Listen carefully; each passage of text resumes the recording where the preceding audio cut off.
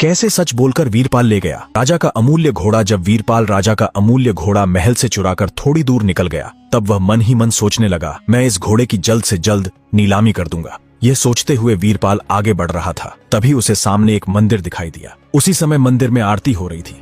तभी वीरपाल को साधु की कही हुई बात याद आ गई। वह मंदिर के सामने जाकर रुक गया। घबराया हुआ वीरपाल घोड़े को मंदिर के बाहर एक पेड़ से बांध देता है और मंदिर के अंदर चला जाता है। मंदिर में आरती चल रही थी, इसलिए उसे वहां कुछ समय लग गया। इसी दौरान मंदिर के बाहर दो सेनापति वहां पहुंच गए। उन्होंने देखा कि घोड़े का रंग काले से सफेद हो गया है, लेकिन उसकी आकृति बिल्कुल नहीं बदली थी। ये देखकर दोनों सेनापति चौंक गए। वे आपस में बात करने लगे, ये तो हमारे राजा का ही घोड़ा है, लेकिन इसका रंग काले से सफेद कैसे हो गया? इतनी देर में वीरपाल मंदिर से बाहर आया। तभी दोनों सेनापति वीरपाल के पास गए और गुस्से में बोले, ये घोड़ा किसका है जिसे तुम यहाँ लेकर आए हो? वीरपाल ने सच बोलते हुए कहा, ये घोड़ा राजा का है। तब सेनापति बोले, हमारे राजा का घोड़ा तो काले रंग का था और यह तो सफेद है। फिर सेनापति ने पूछा, तुम ये घोड़ा चोरी करके लाए हो ना? वीरपाल ने बिना डरे कहा, हाँ, मैंने ये घोड़ा चोरी करके लाया है। फिर सेनापति ने पूछा, तो यह सफेद कैसे हो गया? वीरपाल बोला, मुझे नहीं पता यह सफेद कैसे हो गया, क्योंकि जब मैंने इसे इस पेड़ से बांधा था तब यह काले रंग का ही था। यह सुनकर सेनापति बोले, तुम ये क्या कह रहे हो? तुम्हें कैसे नहीं पता कि यह सफेद कैसे हो गया? वीरपाल ने कहा,